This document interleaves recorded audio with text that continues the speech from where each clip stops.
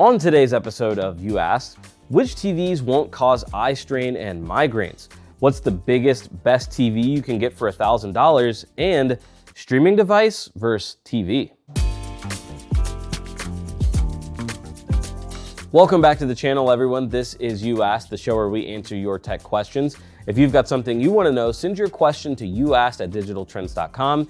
And don't forget to tune into the show to see if your question has been selected. Last week, we ended the episode with a great question about streaming devices. So I figured we'd pick up there with this one as well. Kyle says, I have an Apple TV and love it, but my current TV can't handle the best quality it can put out. The HDR bugs out constantly and needs a hard reset. It's an older TCL 70 R6 Plus. I'm after the biggest screen I can get for the money. Everything I do is streaming or gaming, but I would never take advantage of a 240 Hz refresh rate, nor do I have a crazy surround sound system. So the new Dolby standards aren't needed either. What are your thoughts on the best options out there? The Apple TV removes operating system bias, but it creates a bottleneck needing the best HDMI standards on a budget. What would you recommend below $1,000? Kyle, straight up, your best options are gonna come from TCL and Hisense here. Either the QM6K or QM7K from TCL or the U8QG from Hisense is the way to go. And I hope the prices I'm seeing right now are still around or even better when you're ready to buy. So keep an eye out for sales. To directly answer the question of getting the biggest screen you can for the money, the 75-inch QM6K is selling for $850 and the 85-inch version goes for $1,100. And I know that's $100 over your budget, but it would be so worth it to dig around for some tech to sell on Facebook Marketplace or something and find the extra dollars. 85 inches would be super fun for streaming and gaming, and the QM6K in that size is an absolute steal for the price. Really, the only reason I bring up the QM7K is because it's a noticeably better TV, and the 65-inch model does sell for $1,000.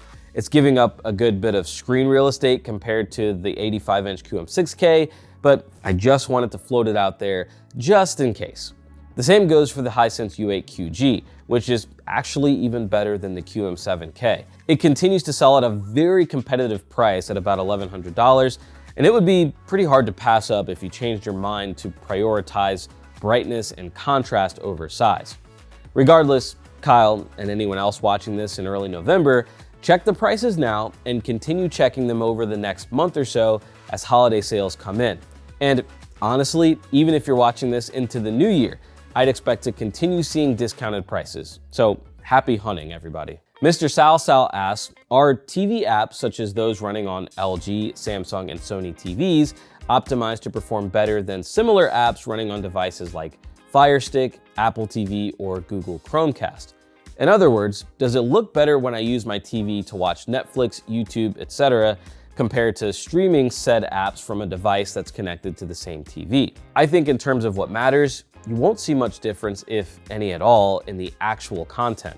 HDR10 or Dolby Vision coming from an Apple TV or Fire Stick or whatever you use is going to look just like that format coming from your TV. The differences with streaming devices could be with Wi-Fi speed, which could potentially affect buffering and resolution, and some lifestyle improvements like ease of use. For example, if you have a TV with Wi-Fi 4, it'll be slower than one with Wi-Fi 6 or 6E, assuming your home router supports those Wi-Fi signals and speeds. If you're streaming something more data heavy like 4K HDR content, a slower Wi-Fi connection, in theory, could affect how fast the image buffers and whether or not you're able to watch at its best resolution. That's not something you'd run into with a lot of the TVs we discuss on this channel, but if it's a really budget-friendly or older TV, the issue could pop up. The same can be said when it comes to how quickly it is to navigate menus or load apps and content. Older TVs may not be as snappy as they once were, and certainly not as quick as the latest generation of streaming devices. That's why you hear people say that external streamers are a great way to give an old TV new life. Allow the streaming device to be the brains of the operation while the TV displays the content. So if the internet bottleneck is an issue, yeah, content could look better with a streaming device. Otherwise, the TV is usually going to do the bulk of the picture processing, and adding an external device could potentially just make things more confusing and cumbersome. At Billy2PG3ZJ asks, which TV doesn't cause migraine or eye strain? That, my friend, is up to the viewer and how responsible they choose to be. Eye strain from watching TV can be caused by a number of factors, most of which have nothing to do with brightness, contrary to popular belief. Concentrated viewing for long periods of time coupled with reduced blinking is one cause, and I imagine that's one that gamers suffer most from. Viewing distance can cause issues as well. Sitting too close to the screen can cause the eye lens to stretch and become uncomfortable. And then of course, brightness can also be an issue. Whether it's too dim, which may cause you to squint, or too bright, you need to be aware of what's most comfortable for your eyes. The first two things we mentioned, concentrated viewing and viewing distance, can be fixed by simply limiting how long you're staring at the TV, or any screen, and giving yourself the appropriate breaks in viewing. Sorry, binge watchers. The last issue can be solved with an ambient light sensor.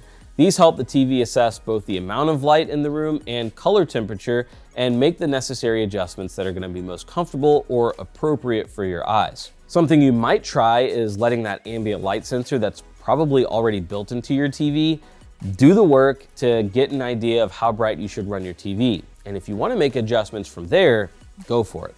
The only downside to that strategy is typically you're not going to get the best performance out of your TV that way. If you want the brightest specular highlights in HDR, you'll have to turn that brightness up a bit. And sometimes, if it's not customizable, those ambient light sensors can be a bit aggressive.